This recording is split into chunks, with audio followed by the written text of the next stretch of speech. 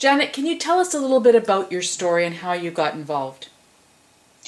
Uh, I got involved 3 years ago, and it was shortly after we lost our 18-year-old son, James, to suicide. It was actually February 11th, 2011. Uh, After his death, I was trying to find reason, I was trying to find anything to help move on and deal with the situation. So I discovered through the Mental Health Commission that Partners was being set up, and I was put in touch with them, and I now sit on the Ottawa Community Action Team. And we've been doing a lot in the last 3 years around youth mental health, and it has made a big difference, I believe, in what the views are nowadays. In retrospect, when you look back on your situation with your son, what would you have done differently?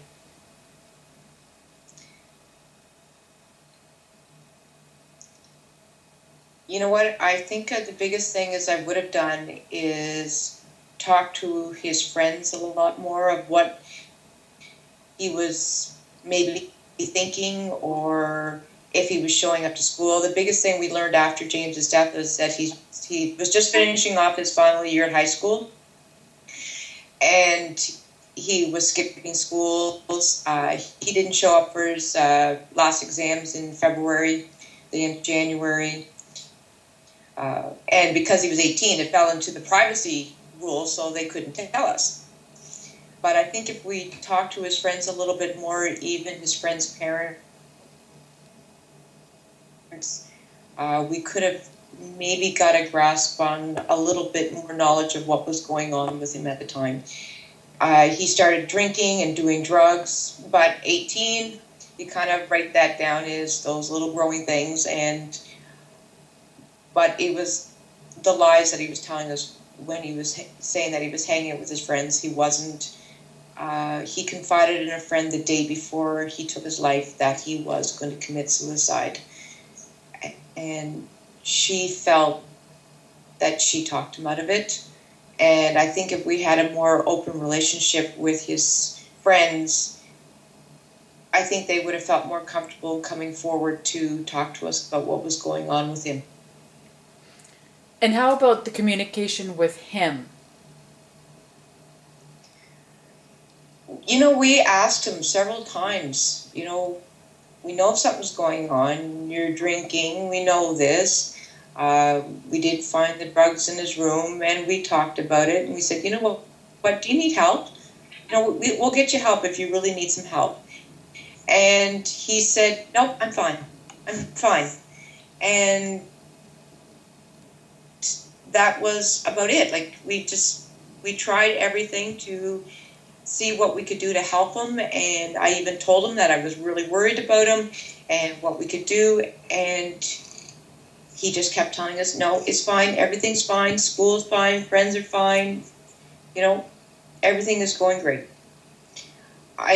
That's why I think it's important to know the other aspects of things, because when a child is so depressed, they work very, very, very hard to hide all those issues from you because they don't want you to worry about what's going on. So you sort of need that other piece of the puzzle to deal with maybe those little missing puzzle pieces. Like, unfortunately, with the schools, there wasn't really a whole lot we could do because of the privacy.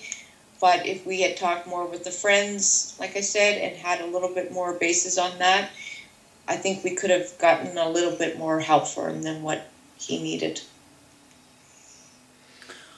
When you talk about what you've learned from your association with Partners, what would you say that you've learned that you can share with other parents who may find themselves in a similar situation to what your family went through, and are trying to figure out how to deal with it to perhaps prevent a potential suicide from taking place? Well, the nice thing about what they're doing right now for this campaign, which I think is probably the absolute perfect thing for all parents, is at the rightbyu.ca site. They actually have a parent tool guide, and it talks about youth mental health, it talks about depression, it talks about having those conversations with your children, but also the other part of it is a checklist. So one part of the checklist is, observations of your child, and the other part of the checklist is actually talking to the friends, talking to the school, and seeing all those other things. And from those pictures, you can actually gain a broader picture. So I truly believe if something was out there back then that was so publicly informative, it would certainly have helped us. And I think that every parent should, whether or not they are 12 to 21, I think they should download it and take a read at it and really take it seriously, because the last thing you think about is your child is so depressed that they're actually thinking about taking their own life. It's the last thing on a parent's mind, that no, that can't be my child. No, that can't be my child. But yeah, it could be your child. And we're a normal family, and it was the last thing that entered into our mind. Just like every other parent in this country that goes through the same thing. So I do think it's very important to get that parent tool guide and read it through. Keep it on hand. Share it. Do whatever you can with it, because it is important. Do you know what your son was so depressed about?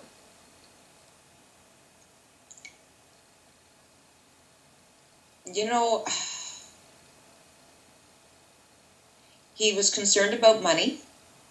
He was really worried about money. The hardest thing we had to do was clean out his room, and we found a lot of things about money. When they become 18, the first thing the banks do is send out credit cards to these kids. If you have a bank account, he had a credit card. He maxed it out. He had savings bonds given to him when he was a baby. He cashed those out. And we found out later he was worried about, not succeeding enough. And a lot of it had come down to money. If he was going to go to school, how he was going to afford it. Even though we told him time and time again, we would be paying for his school. He never had to worry about this. But I think honestly, with the credit cards getting under control, he did not want to tell us about how bad it was. And, there was just a lot of things going on. Girlfriend broke up with him. We felt that he was kind of moving on a little bit from that, but I don't think he really seriously got over it. It was sort of that first girlfriend type of situation. And it wasn't a pleasant breakup, and with school, and I think it was just a lot of things that started weighing on his mind, and he didn't know how to cope with it. What would you suggest to parents in terms of the language that they should be using with their kids when speaking about these types of issues? The best kind of language is being open and honest. You have to kind of say, are you feeling depressed? Do you want to hurt yourself? I wish I'd asked James, do you want to hurt yourself? I mean, we did ask him if he needed help, if he was feeling that. And he always came back, no, I'm fine. I know what I have to do. But we didn't know at the time that I know what I have to do really meant. So I don't like the word fine anymore. We have a younger son, and I tell him, no, don't use the word fine. Don't say you're fine, because I will question you up and down if you say I'm fine. And you have to basically come right out and say, do you want to kill yourself as well? It's not going to make them do it, but it might give them that opportunity to open up, and you'd be surprised at what might happen. You know, they may continue to lie to you, which some do, or some may just say, you know what, you finally asked me, and yeah, I do need help. So don't be afraid to ask. You do need to. What has been the impact on your younger son and on your family in general? My younger son, he was 10 when it happened. He'll be almost 14 now, and he actually talks to his friends now about mental health. He actually asks them, if he sees someone down, he'll actually ask them about, are you depressed? When they talk about health issues in school, he always brings up the fact, well, why aren't we talking about mental health? So he's become very aware in the whole aspect. He very much still idolizes his brother a lot, in the fact that, you know, for the longest time, he always listened to the same music and tried to do the same things. But he's starting to find his own as a person, and I know he misses his brother deeply. He keeps his picture with him. If he goes away, he takes his picture with him. My husband, he talks a lot about it to his co-workers as well. The hardest part about losing a child to suicide is when you bring it up, or if we bring up James's name or stuff, we find people get very, very uncomfortable. Like they almost want to change the subject. I'm not sure if because they feel uncomfortable with mental health, or they think if we're wanting to talk about it, it's going to upset us. But that hurts more than anything when they try to change the subject or make some other comment about it, that, you know, he's still our son. He was a huge part of our lives for 18 years. We talk about him like my youngest son, he's taller than me now, 5'7", whereas James was almost as tall as me, as 5'4", and we always teased Matthew saying, you know what, James would beat the crap out of you now if he knew, because you're taller than him. He wouldn't like it at all. So we always discuss things like, you know, James did that or whatever in our own family. So we do make sure that we do keep his memory alive in our house. Janet, what one piece of advice would you leave for parents watching this in terms of how to deal with their children and mental health issues?